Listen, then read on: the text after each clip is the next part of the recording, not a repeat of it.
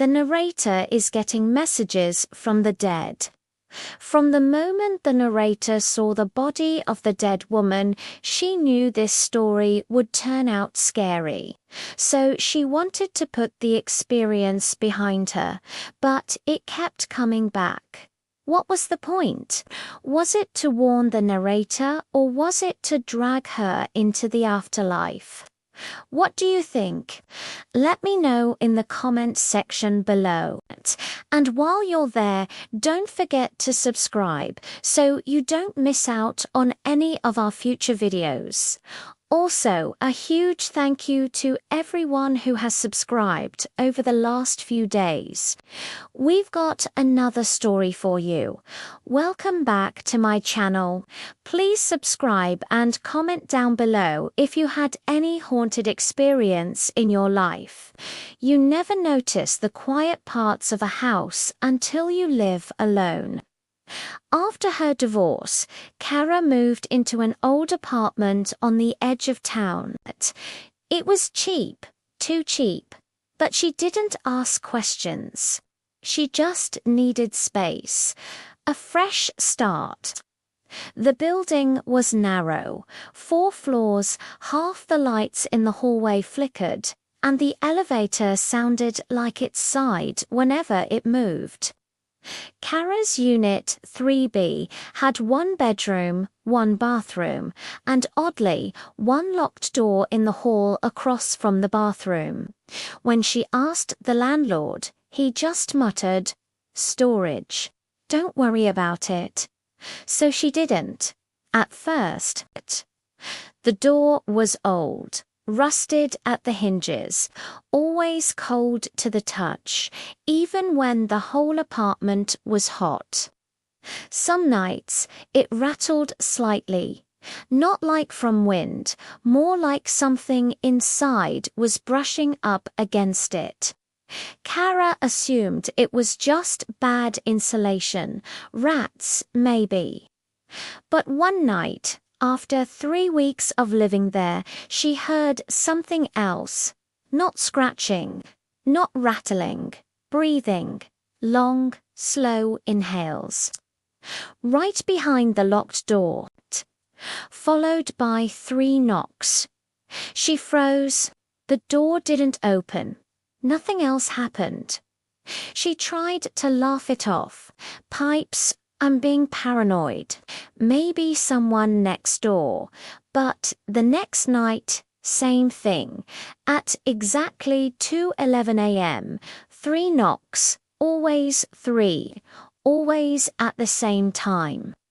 On the 4th night, she stayed up and recorded it. When she played it back in the morning, the knock wasn't loud, but after it, a whisper, "Let me out." She deleted it. She didn't sleep the next night. By the 6th night, she'd had enough. She took a screwdriver and tried the door. The lock was old, but it wouldn't budge. At 2:11 a.m., she sat by the door with a knife in her lap. No knocks that night. But when she woke up at dawn, there were 3 long scratches on the inside of her bedroom door. She called the landlord. He didn't answer. She visited his office. Empty. The place had been shut down for months, which didn't make sense. She signed a lease with him just weeks ago. On night 8, she left. Took a hotel, but she still woke up at 2:11 a.m. This time, in the hotel mirror, there was a foggy handprint, and faintly 3 knocks from the bathroom door. She ran. She didn't return to the apartment for days. When she finally did, during daylight, she brought a locksmith. The man was quiet, nervous, but he opened the locked door after 30 minutes. Inside was nothing. Just a small, empty, windowless room, except On the far wall, written in small, scratchy letters, repeated over and over, "You opened the wrong door." That night, at exactly 2:11 a.m., her phone lit up. No number, just a single message. "Room 3B, open," and in the reflection of the black screen over her shoulder, something was smiling. "Hey, did you know that today is your birthday?" Well, it's the birthday of one of our writers here at the channel, so we have a special treat for all of you. For the next 48 hours, we'll be running a discount on our merch where 20% of every sale will be donated to the writer. So go over to our store, grab yourself a cool hoodie, and help us surprise one of our writers. It's super easy. And thank you. And as always, thank you for watching, and don't forget to subscribe. Now, here's some other stories you might like. This story was terrifying. If you thought it was creepy, then try listening to this one. It's just as scary. I couldn't stop listening to it because I was captivated by the story. There are sounds that really pull you into the story. It makes you feel like you're part of it. It follows two men who find a box labeled "Do Not Open Until Christmas" in the attic of their new home. They decide they want to wait until Christmas to see what's inside. But curiosity gets the better of them, and they end up opening it early. Bad idea, because whatever was inside is evil. If you like suspenseful horror with creepy sound effects, then you should definitely listen to this. It's awesome. What a crazy story. Now let's get into some of the comments from the last story. Oh my God. This reminds me of when I was younger. My dad used to work late. So my mum, my sister and I would just watch TV or chat until my dad came home.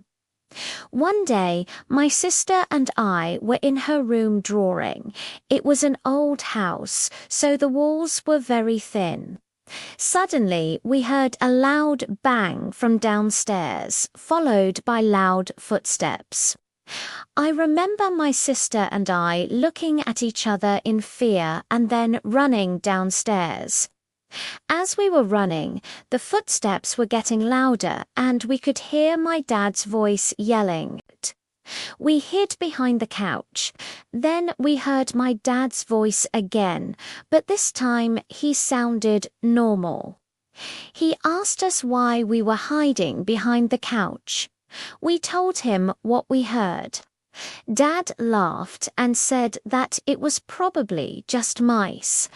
But we knew it wasn't. I mean, what would my dad be yelling about? Anyway, we went to our rooms and locked the doors. Hours passed. Eventually, my dad went to bed.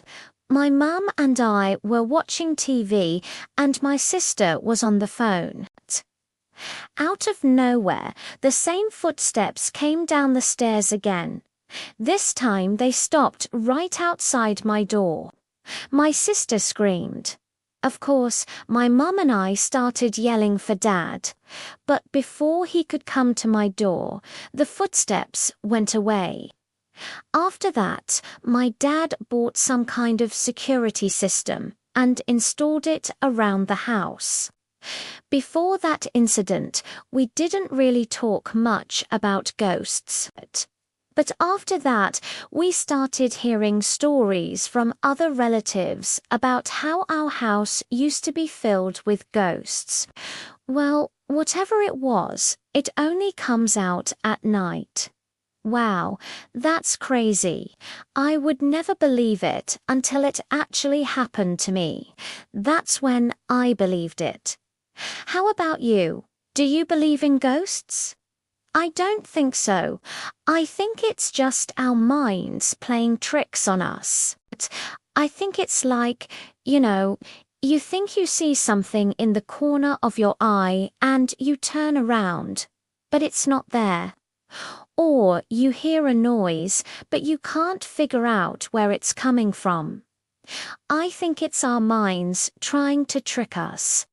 I don't think there's actually a ghost there, but hey, that's just my opinion. What do you think? If you want to see your comments in our next episode, make sure you subscribe to the channel and leave a comment. We'll be featuring the best ones right here. And as always, thank you for watching and don't forget to subscribe.